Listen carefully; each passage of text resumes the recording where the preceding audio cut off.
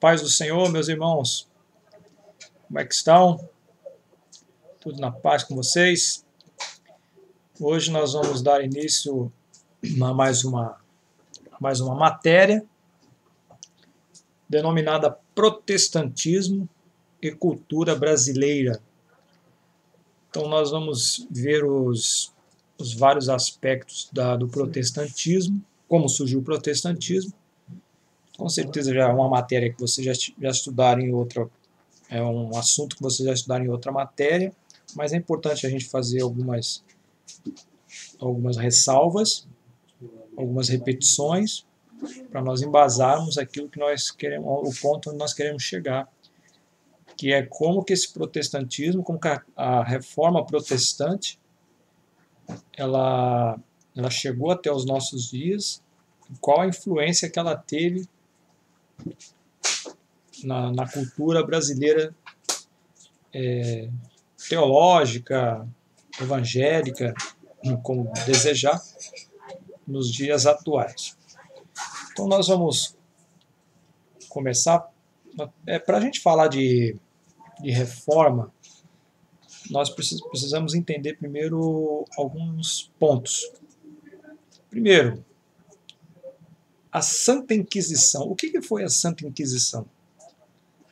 A Santa Inquisição foi um movimento, embora com uma roupagem religiosa, mas ela também tinha por trás um perfil político, que ocorreu entre os séculos XII e XVIII na Europa e também nas Américas. Qual era o objetivo da Santa Inquisição? Dentre eles, o objetivo era buscar o arrependimento daqueles considerados hereges pela Igreja e condenar as teorias contrárias aos dogmas do cristianismo. Então, a Igreja Católica Apostólica Romana, que foi institucionalizada no século V por Teodósio, não por Constantino, né? Constantino ele trouxe todas as facilidades, no ano 300 e pouco, e depois no século V, o Teodósio é que estabeleceu as bases, então, do cristianismo romano. É bom que se diga que quando o Teodósio estabelece, então, a Igreja cristã como a religião oficial do Estado, do Império, o Teodósio tinha também uma visão política, porque era muito mais fácil você controlar o império onde todo mundo fosse subserviente, servir uma só religião. Outro problema que surgiu também na igreja, começou, né? Foi que a partir daí o Estado começou a assalariar os bispos. Então eles ficaram com uma dependência econômica do império. Isso vai culminar na corrupção da igreja lá em 1517, quando houve a reforma. Até um pouco antes, com alguns pré-reformadores que nós vamos falar daqui a pouco. Mas, então, a Santa Inquisição foi esse movimento em que a Igreja Católica Apostólica Romana ela arvorou-se no direito de se considerar a dona da verdade. Então, tudo que era estabelecido na Igreja Católica, se alguém se levantasse, fosse com um pensamento, uma filosofia, um credo que fosse diferente daquilo que foram estabelecido nos concílios da Igreja Católica Apostólica Romana, então essa pessoa ela era considerada um herege, um diferente, alguém que não concordava, porque a palavra heresia significa aquilo que foge da normalidade, aquele que não aceita. Então, a Igreja Católica considerava todos aqueles que iam de encontro aos seus credos, eram considerados hereges, dignos de uma repreensão ou de prisão ou de morte. Eles tinham, esse aqui é o símbolo da Santa Inquisição, que eles tinham lá um lema, causam tuam exurge domine et judica causa tuam, baseado no Salmo 73. Esse aqui é um escrito latim, né? Que significa levantai-vos, ó Deus, defendei a vossa causa. Então, é o símbolo da Inquisição isso aí. Então, à medida que a Igreja Católica conquistava mais adeptos durante a Idade Média, houve a necessidade de normatizar a prática da religião. Então, a Santa Inquisição foi uma maneira que a Igreja Católica achou de colocar parâmetros da maneira que as pessoas deveriam adorar a Deus. E como nós dissemos que ela arvorou-se no direito de se considerar a dona da verdade, a Igreja Católica Apostólica Romana, ela proibiu, então, a partir daí, que um leigo pudesse ter a Bíblia e pudesse fazer uma interpretação para não incorrer em heresia. A intenção era muito boa, mas uma vez que você impede as pessoas de terem acesso à palavra de Deus, os cristãos, os crentes, né, os fiéis, passam a depender de uma interpretação terceirizada. E como não tem senso crítico, aquilo que ensinarem vai ser a verdade. Então, dessa maneira, então, criando essa Santa Inquisição, foi uma maneira de se colocar parâmetros e de normatizar a prática do cristianismo católico romano. Então, dessa maneira, criou-se uma instituição com autonomia para investigar e julgar pessoas acusadas de heresia baseada no sistema jurídico da Igreja Católica Romana. Então, a palavra heresia vem do grego e quer dizer escolha, dentre alguns significados, né? Portanto, o herege era um fiel cristão que fazia uma escolha contrária ao que afirmava a doutrina, ou a maioria. Tem um ditado que diz que a voz do povo é a voz de Deus, né? Mas nem sempre a voz do povo é a voz de Deus. Nós vemos na história que muitas vezes a maioria estava errada. E nesse caso também aqui na Igreja Católica Apostólica Romana, exatamente quando ela foi instituída, a Santa Inquisição, no século XII, então nós vemos que a igreja já estava corrompida, principalmente pela questão financeira, a saber que das 95 teses de Lutero, que foram colocadas lá no castelo de Wittenberg, em 1517, mais de 60 das teses, elas se referiam exatamente à cobrança de indulgência, aquele pagamento que a pessoa tinha que fazer para alcançar bênção, ser tirada do limbo ou do purgatório para ser salva. E a gente sabe que não é assim que funciona. A palavra de Deus nos ensina que ao homem está ordenado morrer uma só vez e seguindo depois disso o juízo. Depois que morre não tem mais jeito, né? Então, muitos estudiosos consideram o herege como um revolucionário, pois ele defendia suas ideias, mesmo correndo o risco de ser condenado à pena de morte. Para a igreja, o herege era um pecador e por isso deveria ser salvo a todo custo. Assim, a Inquisição visava, sobretudo, o arrependimento do pecador, desta maneira chamada pela igreja de Santa, né? Inquisição, ou Santo Ofício. Então, igualmente, a Inquisição foi utilizada como uma ferramenta de controle pelos poderes régios, aqueles que regiam a igreja, né? E alguns soberanos aproveitavam para se desfazer dos inimigos através da Inquisição. Então, nós falamos que a Santa Inquisição ela tinha uma perspectiva religiosa, porque ela punia aqueles que ensinavam, acreditavam doutrinas diferentes daquilo que a igreja interpretava como verdade, mas também como os papas. Eles eram muito ligados os papas, eles eram muitas vezes, na maioria das vezes, né, principalmente na Idade Média, os papas eles tinham uma autoridade superior aos reis. Tanto é que quem orava, ou quem ungia os reis eram os papas ou bispos. A gente vê que isso acontece até hoje. Nós temos reis aí na Inglaterra, na Suécia, né? Então, quando tem passagem lá de, de um para outro, de pai para filho, então tem sempre a presença de uma figura eclesiástica lá, seja de um bispo ou alguém, alguma autoridade, né?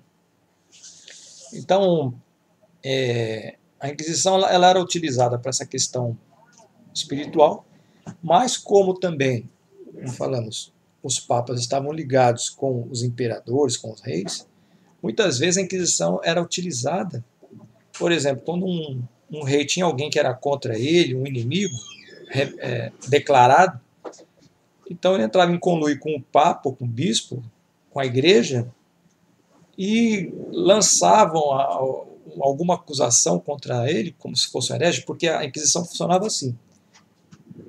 Você não precisava provar que a pessoa era um herege. Bastava você denunciar. Assim, naquela casa ali mora um herege. E a Santa Inquisição chegava lá e ia fazer ali os julgamentos, ia fazer ia vasculhar a vida do camarada. Mais à frente nós vamos falar aqui, principalmente com os judeus, a Igreja Católica ficou muito rica.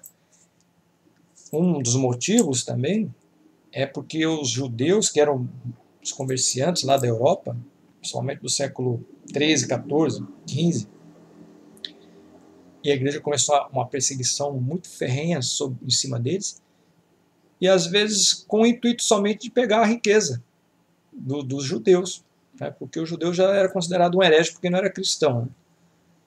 Mas ainda mais um judeu rico, aí eles faziam uma acusação, falavam, mas o que aconteceu? Não, você foi descoberto aí que você fez isso, falou mal da igreja, falou mal que Jesus não é filho de Deus. Ele não tinha falado nada. Aí pegavam, jogavam ele na cadeia, ele, a família inteira, quando matavam, ou deportavam, extraditavam. Ele se dava sorte, né, quando era extraditado só. Mas a maioria era morto era preso e morto, né, queimado na estaca.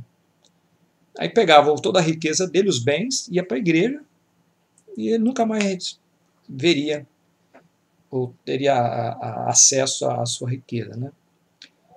Então a história é muito, muito triste, uma história muito manchada de sangue, a história da igreja, não só a igreja católica apostólica romana, mas também a igreja protestante. Nós vamos ver daqui a pouco que houve também Santa Inquisição na igreja protestante. Então a Inquisição foi utilizada como ferramenta de controle pelos poderes dos reis. Alguns soberanos então aproveitavam da Santa Inquisição para se desfazer dos inimigos através da Inquisição. Por isso, ela teve lugar especial nas nações como França, Espanha, Portugal e Itália, né? Bem como nas colônias da América Espanhola e Portuguesa. A Santa Inquisição veio até aqui para o Brasil. Muitos judeus foram extraditados daqui, foram inclusive expulsos de Pernambuco, em 1630, por ali, quando Maurício Nassau estava lá, tinha tomado a capitania hereditária lá de Pernambuco, nós até falamos em outro vídeo. Aí quando os judeus souberam que os holandeses estavam ali na capitania de Pernambuco, eles vieram para cá, vindo da Europa, porque era um lugar onde eles não seriam perseguidos mais pela Inquisição. Só que depois que os portugueses invadiram novamente a Pernambuco, eles foram expulsos, muitos mortos, né? E 23 famílias foram as que deram origem à cidade de Nova York. Nós falamos em outro vídeo. Então, veio para o Brasil a Santa Inquisição também. Tribunal do Santo Ofício. Como é que funcionava? A Inquisição possuía suas origens do direito romano, da qual a Igreja utilizou para compor o Tribunal do Santo Ofício. Então, em 1183, o primeiro tribunal é utilizado no sul da França para combater o sectarismo religioso dos cátaros, lá em Albi. Foi a perseguição dos chamados albigenses. Você já deve ter estudado isso na história da Igreja. Então, ainda não havia sido institucionalizada a Santa Inquisição, mas já começou a perseguição aos cátaros. Os cátaros eram cristãos gnósticos. Eles ensinavam algumas coisas bem diferentes da Igreja Católica, né? Eles não eram evangélicos, eles eram gnósticos. Então os cátaros eles não aceitavam que tivesse um líder, cada um vivia a sua vida da forma que quisesse, cristã. Eles também diziam que Jesus não havia vindo em carne e sangue também, né? Ser gnóstico. Então os cátaros eram uma seita que pregavam o mundo material que era intrinsecamente mal. Então eles ensinavam que o mundo era mal, aquela visão gnóstica, né? De que o corpo não vale nada, não tem valor nenhum, o que vale é a nossa alma. Então o que você fizer com o seu corpo não tem problema nenhum.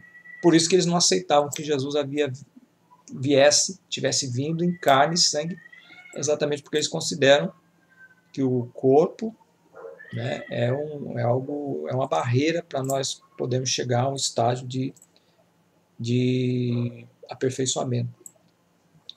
Dentre outras coisas, estimulavam também o suicídio, o aborto, além da destruição da matéria e a negação dos prazeres. O Tribunal do Santo Ofício foi instituído pelo Papa Gregório IX em 1233 com o intuito de investigar as heresias dos cátaros, também chamado de albigência. Então, o pontífice entregou o funcionamento do tribunal à ordem dominicana, criada por São Domingos. Quando a cruzada contra os albigenses terminou, foi instalado um tribunal do Santo Ofício justamente para decidir quem era o culpado ou inocente individualmente. Então, tinha algumas características esse tribunal do Santo Ofício. Eles eram sempre instituídos com um objetivo específico. A igreja não pagava os que faziam parte desse chamado Santo Ofício. Geralmente eram padres que faziam parte, mas também tinham os chamados familiares. E esses familiares, como eles não recebiam da igreja, o salário deles era pago através dos bens das pessoas que eles descobrissem que fossem hereges. Então, quanto mais herege rico prender, mais espólio, né, eles teriam. Entenderam? Então é assim que funcionava. Eles eram chamados de familiares. E eram instituídos, então, com objetivo específico. Estavam autorizados a funcionar pelo Papa ou pelos bispos. Então, embora não fossem pagos, mas eram autorizados pelos papas e pelos bispos, né? Pelo Papa e pelos bispos. E eram compostos por religiosos com estudos teológicos.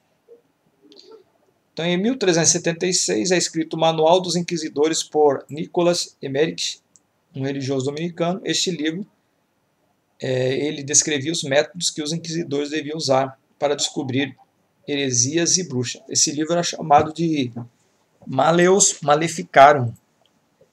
Malleum significa martelo, Maleficarum é bruxa ou feitiçaria. Então esse livro era um manual para você descobrir quem era bruxa e quem era feiticeira, principalmente mulheres.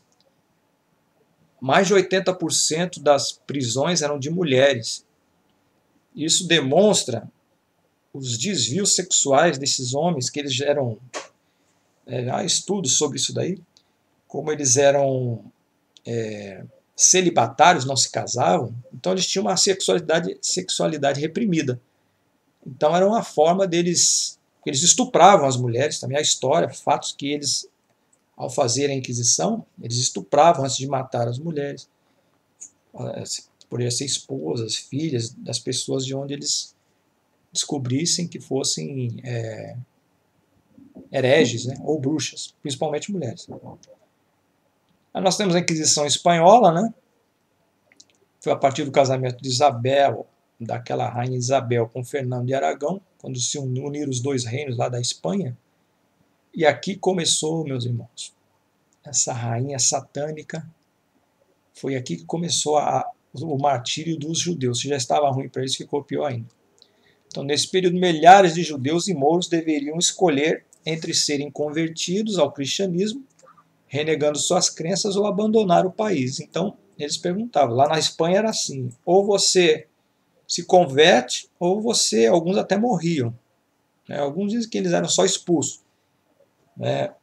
Na Espanha a perseguição era muito maior, mas já em Portugal não, porque Portugal dependia financeiramente do comércio dos judeus. Então houve uma perseguição lá em Portugal, mas foi uma perseguição mais, vamos dizer assim, mais escondida, mais velada. Mas também houve. Mas era dado a eles a oportunidade de ficarem e se converterem. Né? Então, quando um judeu se convertia, se ele quisesse se converter para não ser perseguido, uma conversão, entre aspas, né?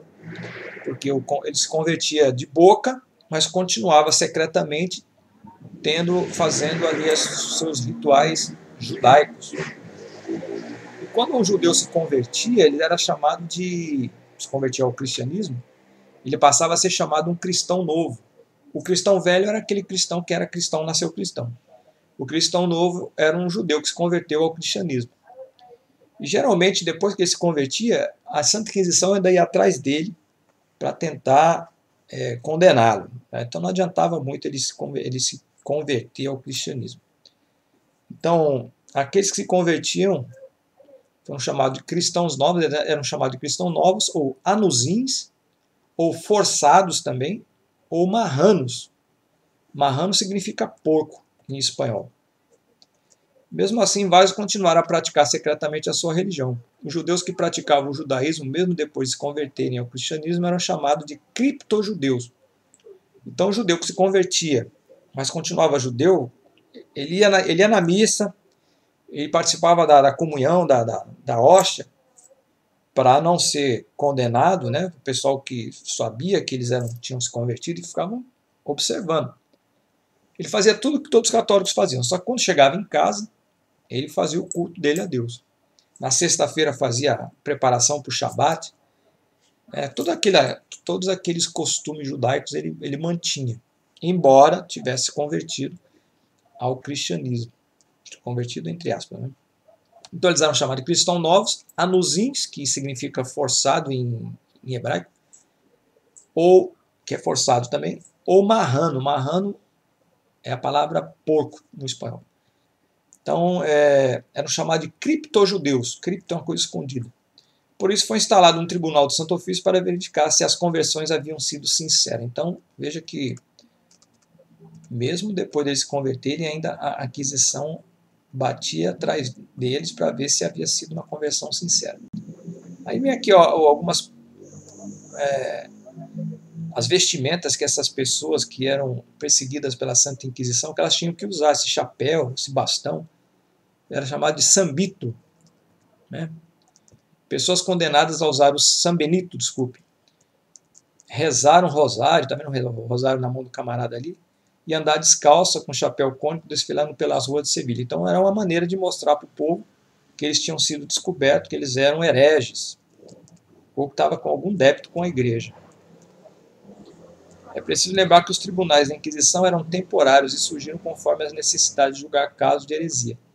Muitas vezes os acusados eram encontrados aleatoriamente e condenados apenas para servirem de exemplo. Então, quando não tinha nada que desabonasse a pessoa, não tinha culpa nenhuma, mesmo assim eles acusavam, né, e condenavam aleatoriamente, só para servir de exemplo. Tem um caso lá dos cátaros que nós falamos em cima, foi o Papa Inocêncio, né,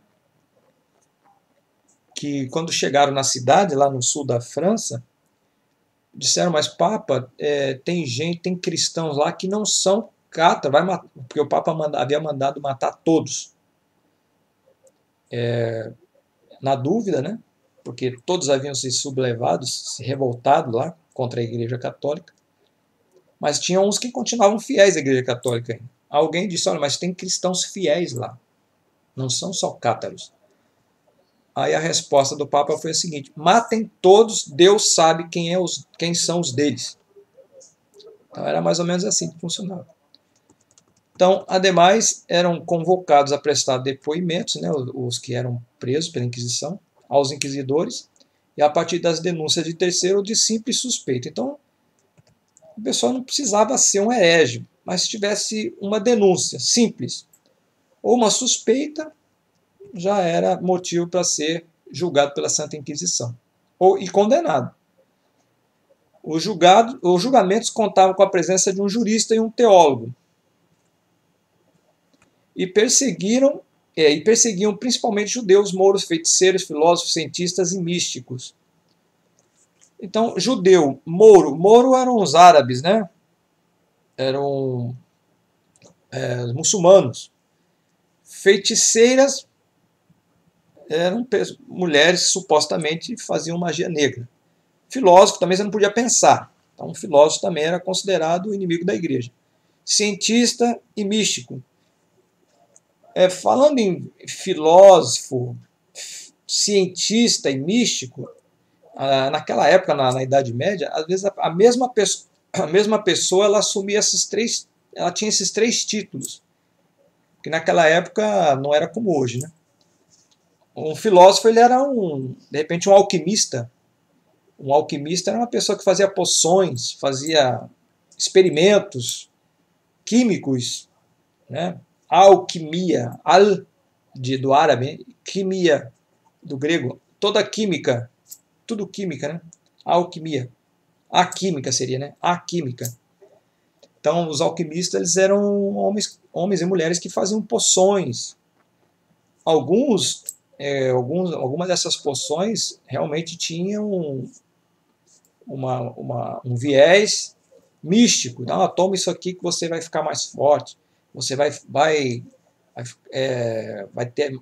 viver mais tempo. Então tinha essa busca pelo elixir sagrado, né, da vida longa.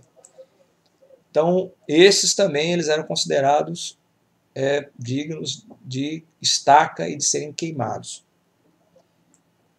Uma pessoa podia ser acusada de várias coisas. Então vamos lá. Primeiro, ela podia ser considerada por heresia, que é uma doutrina ou prática contrária aos dogmas católicos, de bruxaria, que é invocação de espíritos malignos, conjuros, curas por ervas consideradas malignas, né?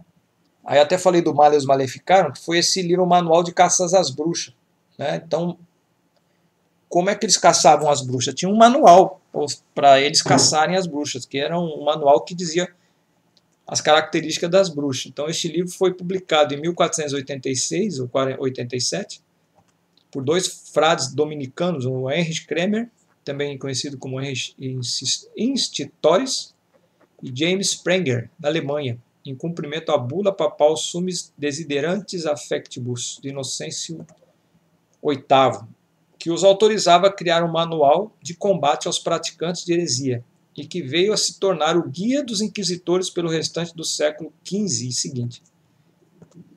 Aí eu estava falando para vocês sobre a questão do desvio sexual deles, né?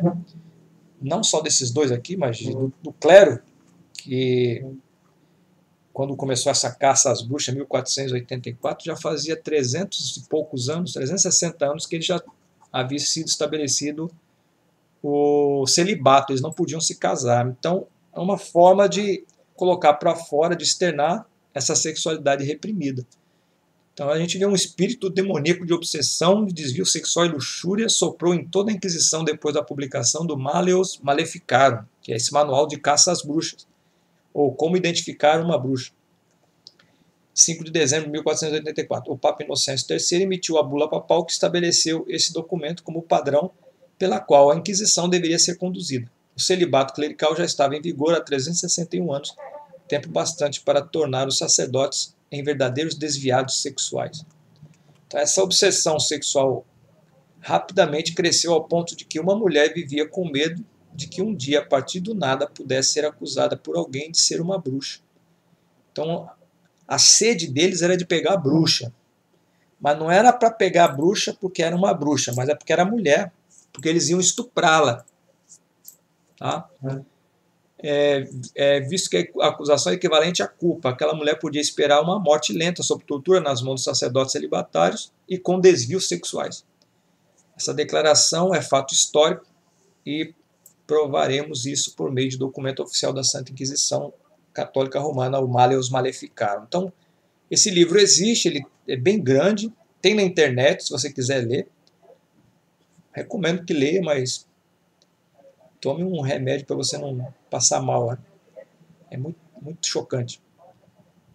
Então também era motivo para a pessoa ser punida. Continuar a manter o costume das religiões judaicas ou muçulmanas também era digno da Santa Inquisição.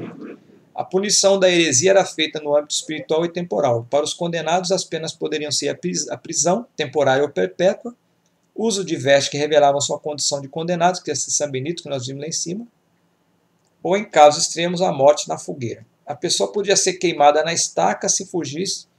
Era assim, ó. Se a pessoa fosse condenada à morte, então ela ia ser queimada na estaca. Se ela fugisse, conseguisse fugir, eles faziam um boneco, tipo o Judas que se faz aí para malhar o Judas, acho que isso aí vem até dessa época. Botava o nome da pessoa naquele boneco e queimava aquele boneco.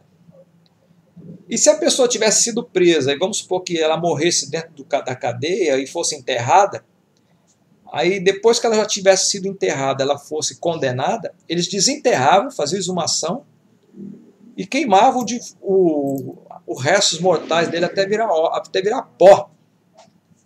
É muita gente boa esse povo. Então é importante ressaltar que o Tribunal do Santo Ofício não executava as penas. Uma vez que a sentença era ditada, o réu era entregue ao poder secular para ser castigado. Não faziam entre aspas, né? Porque eles tinham as modalidades de tortura, que geralmente eram nos calabouços das catedrais da cidade, onde eles chegavam. Quando chegava a Santa Inquisição, elas se estabeleciam numa igreja. Geralmente nos porões da igreja tinha lá as máquinas de tortura. Então, muitos não suportavam a tortura e morriam lá mesmo. Agora, depois que eles torturavam as pessoas e elas, pelas dores, confessavam um crime que não tinha cometido, muitas vezes, na maioria das vezes, aí eles eram entregues ao poder público, ao rei, seja lá quem for.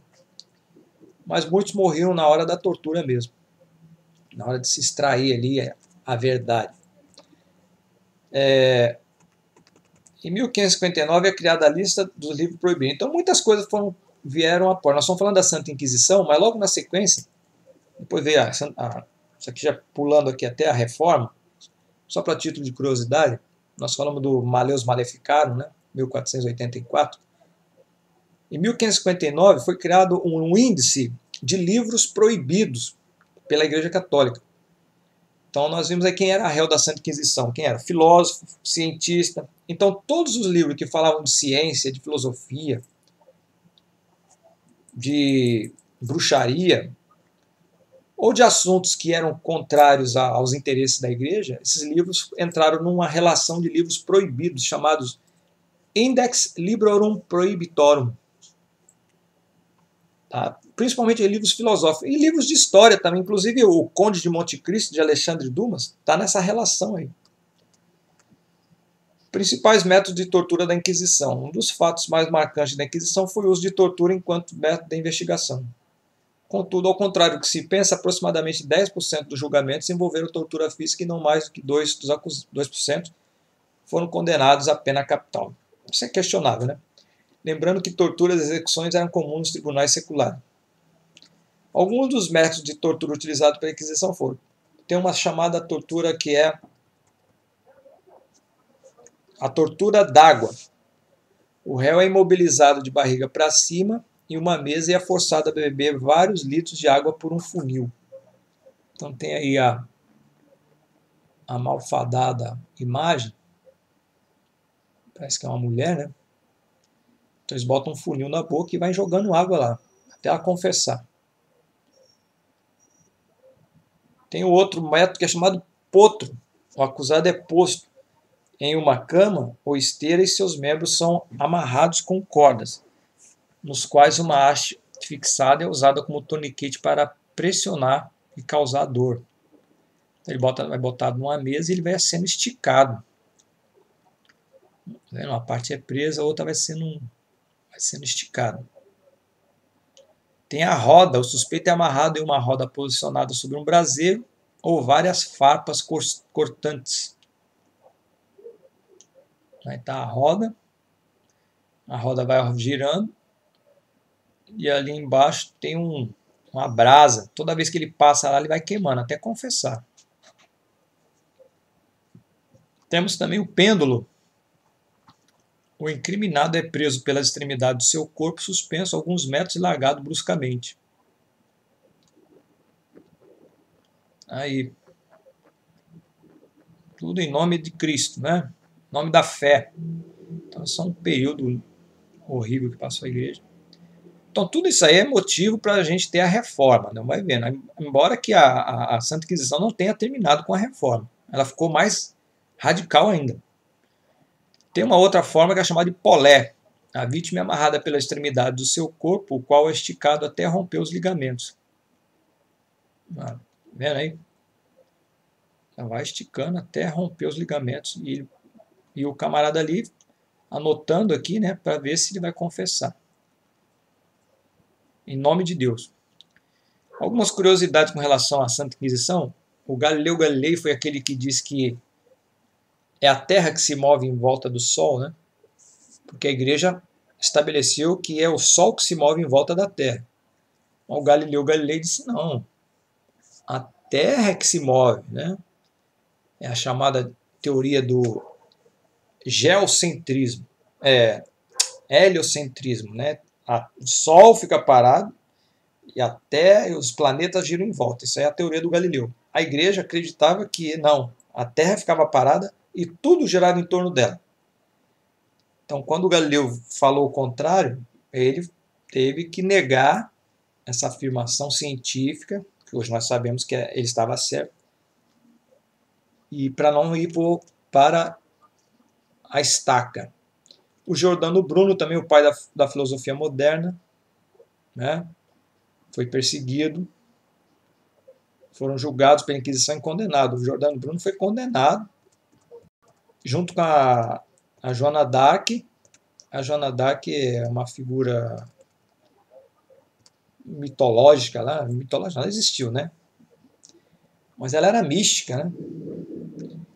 Ela dizia que ouvia vozes, tal, aí foi lutar lá pelo exército do Henrique VII, Carlos VII lá na França, e eles ganharam por um período, depois foram fazer uma marcha para comemorar, ela foi presa, foi vendida para os ingleses, e como os ingleses tinham informações de que ela ouvia voz, eles diziam que ela era bruxa.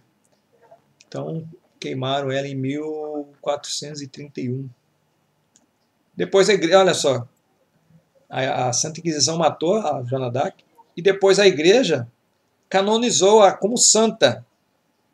Vai entender, né? Em 1904, a Igreja Católica determina que o Tribunal do Santo Ofício seja chamado de Suprema Sagrada Congregação do Santo Ofício e mais tarde, em 1965, recebe o nome de Congregação para a Doutrina da Fé. Como nós dissemos, a Inquisição chegou no Brasil, a colônia portuguesa na América, o Brasil recebeu a visita dos inquisidores em 3 ocasiões. O único lugar que a Inquisição não esteve no Brasil foi lá no sul e em São Paulo. Mas no norte, no nordeste, norte ali, Rio de Janeiro também. Estes vinham em busca de cristãos novos, são os judeus, que continuavam a praticar seus costumes religiosos. Eles condenavam os adúlteros, bígamos, sodomitas. Sodomitas são homossexuais. Então o Brasil teve Inquisição. Teve Inquisição protestante também. Na Idade Moderna, quando houve a ruptura entre a Igreja Católica e Lutero, as regiões conquistadas pelo protestante também sofreram a Inquisição, né? Então o Lutero ele foi favorável lá naquele massacre dos camponeses. O Calvino, lá em Genebra, estabeleceu o consistório naqueles 21 anos que ele esteve lá. Ele transformou Genebra num estado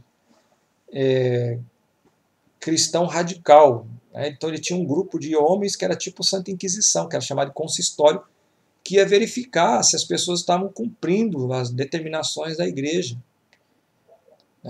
O Zwílio também empreenderam aos católicos cientistas e humanistas também perseguição. Então nós tivemos essa fase triste, né?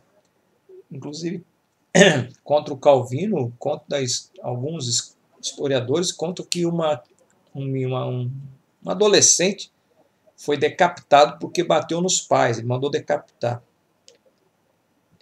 Às vezes uma mulher estava com a roupa com a cor diferente do que a igreja tinha estabelecido, também sofria algum detrimento lá.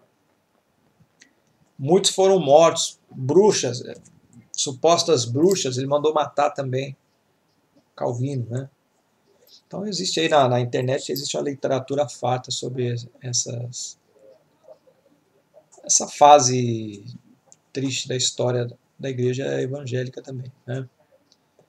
Então, desta maneira, as principais vítimas de perseguição protestante foram os católicos que se recusaram a se converter ao protestantismo. Então, assim como o católico perseguiu os cristãos, evangélicos, protestantes, os protestantes também passaram a perseguir aqueles que não lhes era favorável. Também foram condenadas pessoas acusadas de adultério, bruxaria e seitas, como a dos anabatistas, no caso do Calvino, né? Também. E Lutero. No Reino Unido, vários grupos que não aceitaram o anglicanismo migraram para as 13 colônias a fim de continuar a praticar sua religião.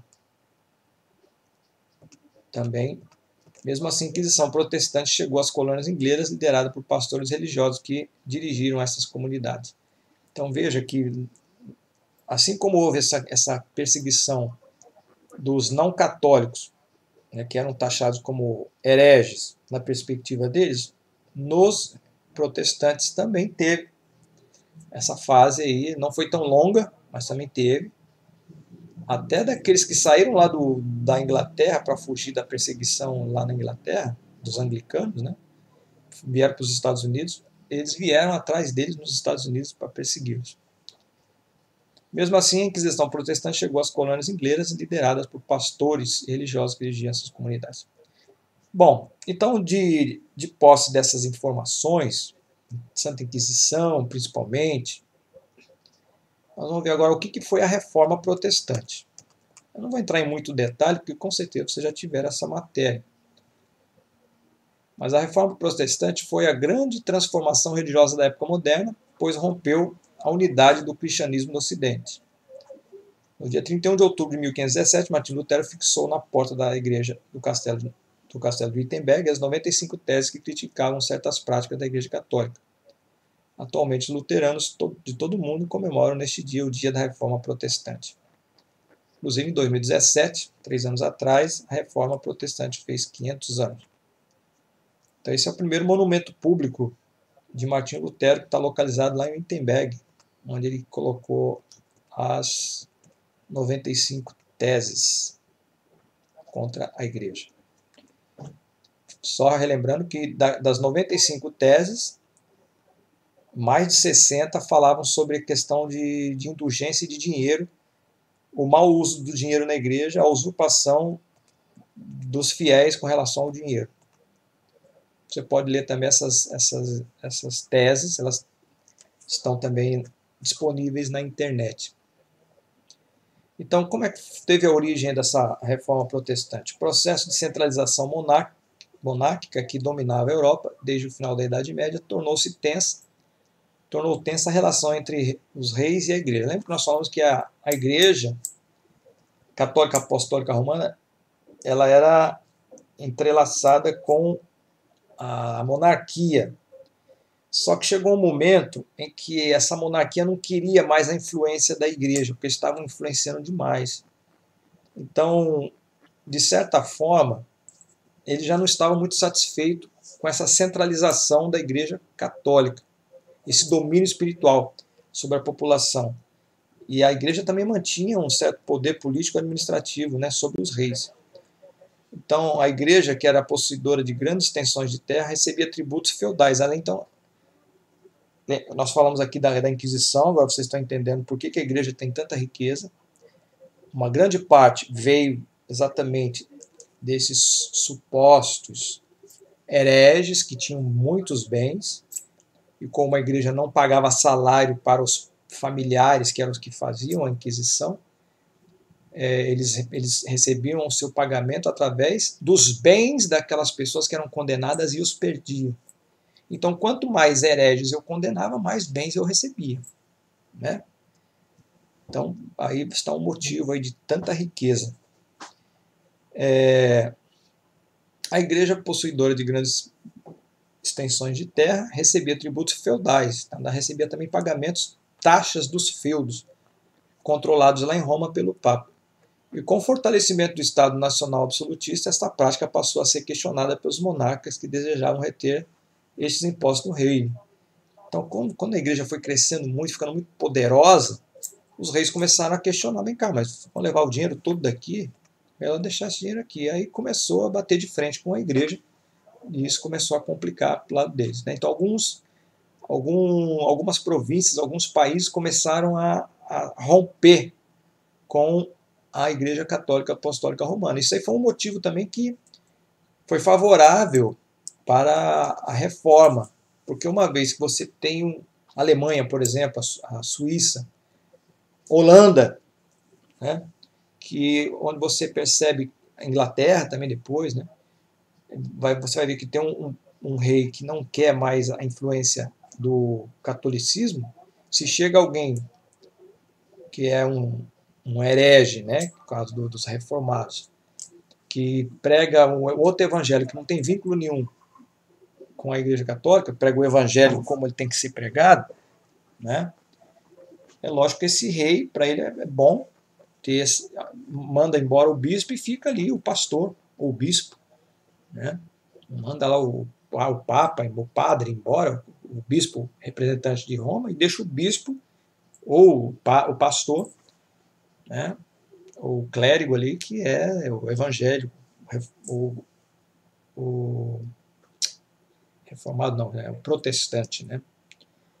Então a igreja possuidora de grandes extensões recebia tributos feudais controlados por Roma.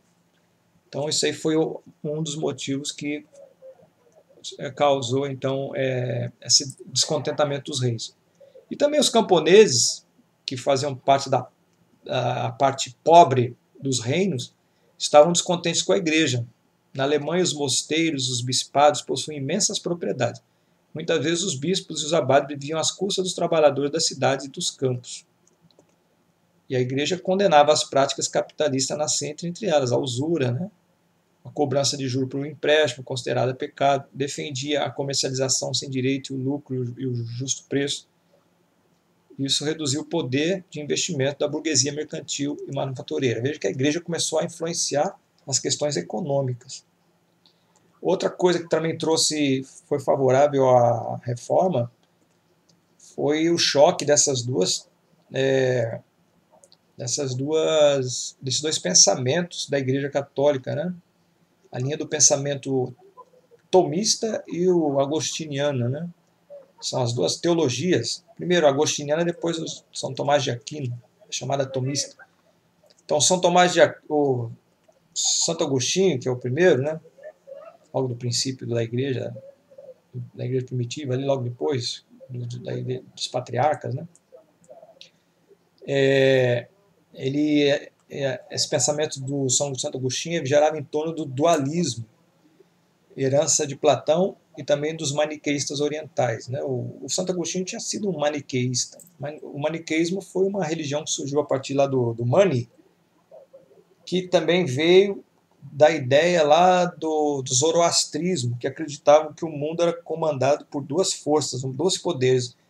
E eram dois poderes que estavam em constante conflito, que era o poder do bem e o poder do mal.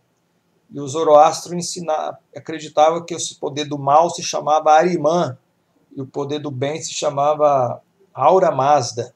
Então eram esses dois, o confronto desses dois poderes, né? De onde surgiu essa ideia de que os homens, o mundo é controlado exatamente por esses dois poderes, ou na crença, ou se deixar dominar por esses dois poderes. E o Agostinho, antes de ser cristão, ele tinha sido maniqueísta. Então ele trouxe essa ideia maniqueísta para dentro da igreja, né? E ele tentou cristianizar Platão o Agostinho. Né? Então, vamos ver a ideia deles aqui. O pensamento do Agostinho girava em torno de dualismo, herança de Platão e dos maniqueístas orientais. Bem e mal, corpo e espírito eram totalmente separados na visão dele. Né? O filósofo condenava os pecados da carne e alegava que a fé era o essencial para a vida. Seguia uma lógica, primeiro eu creio, depois eu explico. Então, o Santo Agostinho, né, que veio antes do Tomás de Aquino, desculpa, ele acreditava que você tem que crer para entender. Crer para entender. Tá? Já o Tomás de Aquino, ele vai na contramão. Então veja que são dois pensamentos dentro da mesma igreja. E vai na contramão de Santo Agostinho, colocando a razão em primeiro lugar. Então, se o Agostinho diz que primeiro eu tenho que crer para depois eu entender, o São Tomás de Aquino vai dizer que não. Eu tenho que dar primeiro lugar é a razão. Eu tenho que entender para depois crer. Então, ele tentava até mesmo explicar a fé por meios racionais, alegando que podia provar a existência de Deus. Ele argumentava também, o Tomás de Aquino, que tudo está em movimento e todo movimento é causado por alguém. Desse modo, é preciso que haja uma causa inicial, um primeiro motor, como chamava. Então, ele disse que tudo que existe hoje, São Tomás de Aquino, o Aristóteles também falava sobre isso. Tudo surge a partir de um primeiro motor. Alguém deu o primeiro impulso. É igual você colocar um dominózinho do lado do outro. Você empurra o primeiro aqui, esse primeiro empurra o segundo, terceiro. Então, para que todos os dominós caiam, se você botar uns 1000 dominós, um pezinho um do lado do outro, para que o último lá caia, é preciso que alguém dê o primeiro impulso aqui. Então, São Tomás de Aquino acreditava nisso, né? Que tudo tem um princípio. Além disso, ele constatou que é preciso que haja um Deus para que o universo esteja em tão perfeita harmonia. Não está tão longe da verdade, né? Então, dentro da própria igreja, dois sistemas teológicos, o tomismo e a teologia agostiniana, se defrontavam. No entanto, a desmoralização do clero, que apesar de condenar a usura e desconfiar do lucro, veio com a prática do comércio e de bens eclesiásticos. Então, ao mesmo tempo que a igreja, nós falamos aqui que ela estava influenciando no reino, dizendo o que o rei podia fazer e não fazer com o dinheiro, ela mesma vendia indulgência. Então, ela não dava exemplo. Fora também a questão dessa utilização desse dinheiro, da exploração também dos pobres. Né? O clero fazia uso da sua autoridade para obter privilégio e as vendas de cargos na igreja era uma prática comum desde o fim da Idade Média. Então, esse negócio de vender e se vender na igreja é uma coisa bem antiga. Né? Então, tudo isso aí foi um cenário para se começar, então, as reformas. A nossa matéria é o Evangelho, né? A influência dos reformadores, da teologia, não só na Europa, mas como isso influenciou na cultura do Brasil. Então nós temos que entender todo esse processo lá na Europa para depois a gente entender como é que funcionou isso aqui. Antes de ter os reformadores, nós tivemos os pré-reformadores. Os pré-reformadores foram pessoas que deram origem e lideraram algum movimento específico contra as práticas e ensinos da igreja medieval, antes mesmo da reforma protestante, que começou a tomar forma a partir de 1517, quando o monge alemão Martinho Lutero fixou suas 95 teses lá na capela de Wittenberg. Então, antes de Lutero, já tinha esse pensamento, já havia esse pensamento, havia descontentamento dentro da Igreja Católica, porque nós vamos ver que esses reformadores, a gente vai ver aí o Lutero, o próprio John Huss, né? Eles eram católicos. Né? Então, eles eram pessoas que estavam descontentes das coisas que eles estavam vendo lá e o que estava acontecendo. O próprio Lutero mesmo, a gente percebe isso, ele era uma pessoa que tinha muita vontade, boa vontade para fazer as coisas certas, mas ele achava um grande obstáculo em si mesmo para conseguir alcançar isso. Nós até falamos em outro vídeo, que ele fazia as suas vigílias solitárias, na solitária de madrugada, ele se autoflagelava, se machucava, se feria, se sangrava, achando que essa questão da santificação era uma coisa que era colocada de fora para dentro. Aí, quando ele faz aquela leitura que o justo viverá pela fé, ele vai entender que não. Esse processo não começa de fora para dentro, ele começa de dentro para fora. Então, primeiro eu tenho que entender que em mim eu não tenho condições. Foi o que ele entendeu. Em mim mesmo eu não tenho como fazer isso, fazer o bem. Por meio de quê? Por meio da graça. E como é que eu alcanço isso? Através da fé. Por isso que o justo viverá da fé. E essa fé o remove em graça dessa situação de um perdido em alguém que está em processo de transformação, buscando ser uma nova criatura. Né? Nomes que se confundem aos pré-reformadores. Apesar de diversos nomes serem sugeridos como tendo sido pré-reformadores, nem todos eles devem ser considerados de fato alguém que encabeçou um movimento de pré-reforma. Alguns que surgiram antes de Lutero, né? Isso porque, apesar de terem de alguma forma questionado os rumos da igreja e do cristianismo da Idade Média, seus conceitos eram um tanto quanto distantes do que foi realmente apresentado durante a Reforma. Um exemplo disso é o Jerônimo Savonarola, que era um grande pregador, né, chamado de Boquinha de Ouro. Muitas vezes ele é indicado como tendo sido um pré-reformador, porque era alguém que pregava, já estava pregando a moralidade, os bons costumes, né, com certeza repreendendo a maneira em que os clérigos, né? Quando eu falo clérigos, estou falando da elite eclesiástica, a maneira que eles se portavam, a falta de bons exemplos, né?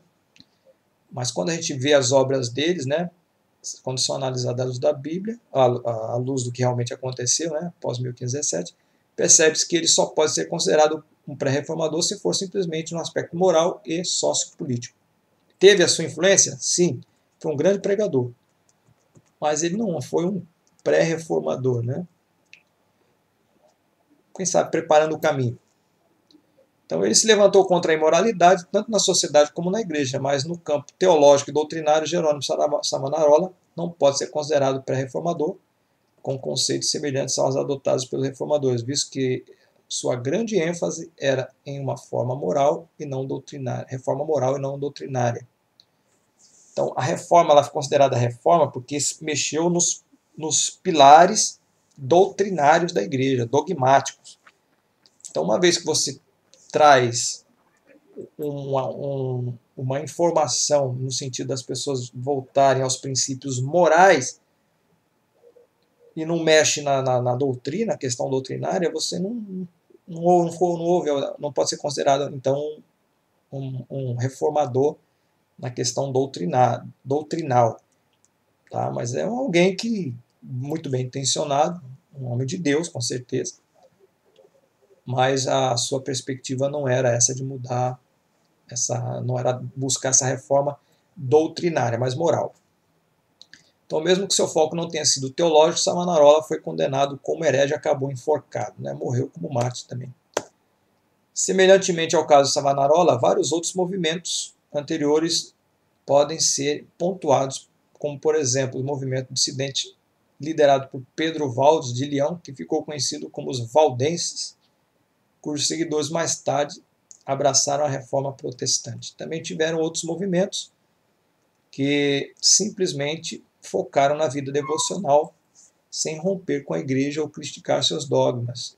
Dentro desses movimentos surgiram nomes conhecidos como Johann Tauler, Meister Eckhart e Nicolau de Cusa.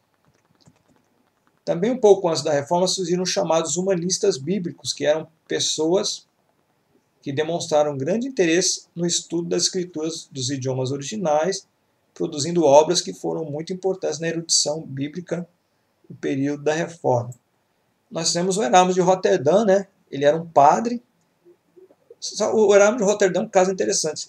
Foi ele que juntou aqueles escritos antigos, né?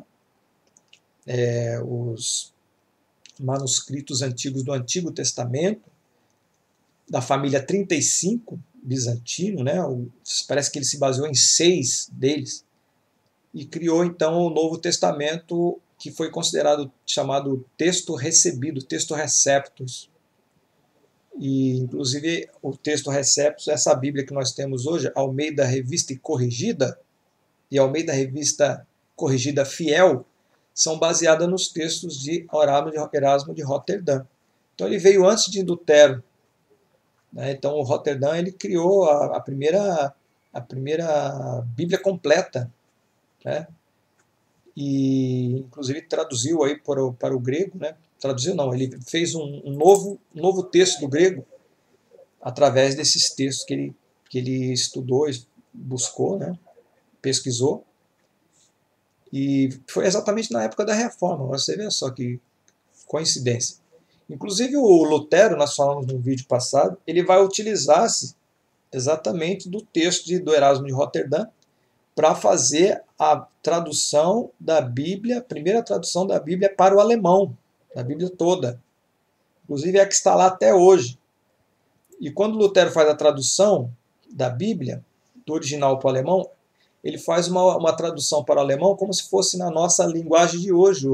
A Bíblia alemã é como se fosse a Bíblia na linguagem de hoje. Ele fez numa linguagem bem acessível às pessoas. Inclusive pelo fato de muitos lá serem analfabetos, eles eram alfabetizados através da Bíblia lá na Alemanha. E aquela famosa vamos dizer assim, aquela história, né, de que qualquer novo convertido, ou qualquer pessoa que havia sido alfabetizada na Bíblia lá na Alemanha, na época de Lutero, sabia muito mais das doutrinas bíblicas do que qualquer clérigo, de qualquer pessoa representando a igreja lá, para vocês verem. E o Lutero era um doutor, né? O nome mais proeminente, então, é o Erasmo de Roterdã, dessa época, que era um biblista, né? Um biblicista, que publicou uma versão grega do Novo Testamento com críticas à tradução latina da Vulgata. Então nós temos alguns pré-reformadores, 2 nomes são reconhecidos como tendo sido verdadeiros pré-reformadores que exerceram grande influência nos reformadores do século XVI. O John Wycliffe, ele é de 1300, o Lutero é de 1517. Esse aqui nasceu em 1325 e morreu em 1384. E temos o John Huss, que também é de 1372 e morreu em 1415. O John Wycliffe era um sacerdote da Inglaterra, professor da Universidade de Oxford. John Wycliffe se levantou contra pontos centrais dos dogmas adotados pela igreja medieval. Então veja, o Wycliffe ele se levantou contra os dogmas, contra os alicerces, contra doutrinas, né, adotados pela igreja medieval. Ele protestou contra as irregularidades do clero, rejeitou os ensinos acerca da transubstanciação da ceia do Senhor. O que é a transubstanciação? A Igreja Católica Apostólica Romana estabeleceu que quando se ora pela hóstia e pelo vinho, aquela hóstia e o vinho se transformam no corpo e no sangue de Cristo. O Lutero vai acreditar, vai ensinar que não existe transubstanciação, existe consubstanciação. O pão e o vinho não se transformam no corpo e no sangue, mas eles contêm o corpo e o sangue. Mas as nossas igrejas hoje, nós não acreditamos que se transforme, nós não ensinamos a transubstanciação e nem a consubstanciação que Lutero ensinou, com todo respeito. Mas nós acreditamos que quando a gente come o pão e bebe o vinho, não é nem transubstanciação nem consubstanciação. Não se transforma e nem contém o corpo de Cristo. Mas é uma memória. E o apóstolo Paulo mesmo diz fazer isso em memória de mim. Então, ele bateu de frente com isso aí. O John Wycliffe, né, da Igreja Católica, diz, vocês estão fazendo errado. Isso não é transubstanciação. Não foi assim que a Bíblia ensinou. Ele também bateu de frente com a questão do purgatório. Purgatório é uma crença de que quando a pessoa morre, fica no lugar, não é nem céu nem inferno. Então, as missas, As indulgências vão tirá-la de lá e vão colocá-la no céu, ou não. O celibato também, o Wycliffe também foi contra o celibato, o fato de não permitir que os ministros lá se casem. Aí começa a ter essa deturpação sexual toda lá, né? E também das indulgências. Então veja que o Wycliffe ele foi com a marreta bem na coluna, nos dogmas. O John Wycliffe também pregou contra as superstições e sincretismo que inundavam a igreja da época, como a fé em relíquias. O que eram relíquias? Foi achado um suposto osso do pé do apóstolo Paulo. Aí pegava-se uma relíquia, chamada de relíquia, ou um chumaço de cabelo, ou um pedacinho, um dedo do dedão do Tomé, supostamente, né? Aí pegava-se aquilo e dava-se valores místicos àquilo. Tanto é que eles quando achavam algum suposto resto mortal de um suposto discípulo, apóstolo, alguém de influência, eles pegavam aquela relíquia, aquele artefato, um pedaço do corpo da pessoa que fosse, e muitas vezes eles construíam uma igreja, enterravam.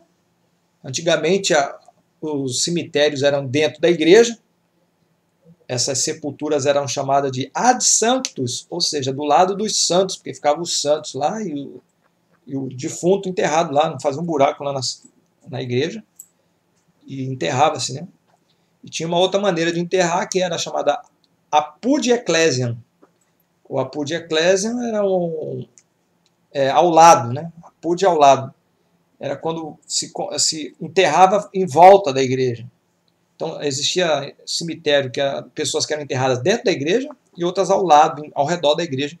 Então dentro era ad sanctus e fora era apud ecclesiam. Então ele foi contra também esse negócio de relíquias, acreditar em relíquias sagradas, peregrinações com propósito místico e veneração dos santos. Então ele foi contra. Então veja que o negócio foi forte. John Wycliffe foi muito perseguido por conta das suas ideias, mas acabou morrendo devido a uma enfermidade. Ele não foi executado, né? Ele morreu por causa da enfermidade. Alguns anos depois da sua morte, John Wycliffe foi condenado como herege pela igreja do Concílio de Constança. Aí o que fizeram? Lembra que eu falei para vocês? Quando a pessoa morria, depois ela era condenada, saiu o julgamento, os restos mortais do Wycliffe foram retirados da terra e foram queimados para que lhe fosse aplicada a sentença mesmo depois de morto. Queimaram o defunto. Defunto não, os restos mortais, né? Os seguidores de John Wycliffe ficaram conhecidos como os Lollardos e valorizavam a Bíblia como regra de fé e prática. Nós temos outro também chamado John Hus, era um sacerdote da Boêmia. Boêmia é a atual Tchecoslováquia. É lá de onde vieram os irmãos morávios, lembram? Que foram lá para a Alemanha, fugidos, estavam sendo perseguidos. E aquele duque lá, esqueci o nome dele agora, Ratzinger é o nome do Papa. Zinzendorf, né? O duque de Zinzendorf possuía uma fazenda lá, e ele criou uma comunidade lá chamada de Refúgio de Deus, alguma coisa parecida assim, né? E ali foi onde surgiu essa comunidade, onde ficaram lá os morávios. Uma comunidade foi criada ali, e por 300 anos eles mandaram missionários, foram o primeiro movimento evangélico pós-reforma da Europa a mandar missionários para outros países do mundo, né? Principalmente aqui para a América Central, que era chamada de Índias Ocidentais, né? Então foi através dos nossos irmãos morávios, né? Então o John Hus é daquela região lá, da Tchecoslováquia. Ele foi professor da Universidade de Praga e foi muito influenciado pela obra de John Wycliffe. John Hus defendia que o cabeça da igreja é Cristo, e não o Papa, e pregava que essa igreja deveria ser mais e mais semelhante a Cristo. Além disso, John Hus entendia que as Escrituras possuem autoridade suprema acima de tudo e de todos. Na Igreja Católica, eles, até hoje, eles têm um livretinho chamado Dei Verbum. Dei Verbum. Não sei se você compra lá na Igreja Católica, deve estar R$2. Um livretinho bem fininho. E eles dizem lá que os dogmas da igreja estão acima da Bíblia. Você pode ver na internet, tem aí aquele Padre Ricardo lá. Ele, não sei se é o Padre Ricardo, desculpa, não, tem um, acho que é um outro padre lá, um bispo, e ele fala exatamente sobre isso. Não, os dogmas da igreja, da Santa Igreja, né, aquilo que a igreja ensina está acima da Bíblia. Mas não, a Bíblia está acima de tudo, né? Então, o John Hus entendia que as Escrituras possuem autoridade suprema acima de tudo e de todos. Então, ele acabou sendo condenado como herege pelo concílio da igreja e sentenciado à fogueira, onde morreu cantando salmos. Olha aí. Foi colocado na estaca, enquanto ele estava queimando, morreu cantando salmos. Em 1431, a Joana d'Arc também foi queimada, né? Conta aí a tradução que quando ela estava sendo queimada, também ela começou a gritar Jesus, Jesus, Jesus e morreu, né? Então, é só Deus para saber. Um dia nós, quem sabe, saberemos, né? Então, os seguidores do John Hus ficaram conhecidos na história da igreja como os irmãos boêmios, que se tornaram precursores de outro importante grupo protestante conhecido como os irmãos morávios. Lembra os irmãos morávios? Foi aqueles que fizeram lá um relógio de 24 horas de oração por 100 anos. Está lá o lugar onde se faz oração até hoje, lá na Alemanha. Certamente os pré-reformadores foram homens levantados por Deus para protestar com coragem num período em que a igreja havia se distanciado da verdade das Escrituras e que acabaram contribuindo de forma muito importante para a reforma protestante do século XVI. Então, meus amados, eu vou ficando por aqui, essa é a primeira aula. Essa aqui é uma introdução para a gente não cair de paraquedas. Nós vamos ver alguns ensinos importantes do calvinismo, do luteranismo, porque são esses movimentos que vão influenciar aqui depois os vários movimentos, inclusive pentecostal também. Não existe a igreja pentecostal, mas a igreja pentecostal ela surgiu de uma outra igreja, né? Ela tem ensinamentos ou calvinistas, nem sempre, né? Ou luteranas. Tá? Então ela teve uma origem. Tá? Hoje, as igrejas que nós temos hoje, a igreja presbiteriana, a igreja Assembleia de Deus, por exemplo, para as pentecostais, né? A Brasil para Cristo, a Congregação Cristã do Brasil, essas igrejas vieram de uma outra igreja. Esses irmãos, no início, começaram dessas igrejas que foram igrejas reformadas. Depois, né, com o avivamento, aí surgiram essas igrejas pentecostais. Então nós vamos ver, nós temos que conhecer as bases da reforma, o pensamento luterano, o pensamento calvinista, para a gente poder entender como que essa cultura calvinista e luterana influenciaram na nossa cultura como igreja hoje. Tá? Então nós vamos ter aí, vai ser uma aventura bem interessante que nós vamos viver juntos, e eu espero que tenha sido edificante para vocês. E até a próxima aula. Que Deus abençoe a todos e se cuidem aí, tá? Paz, um grande abraço.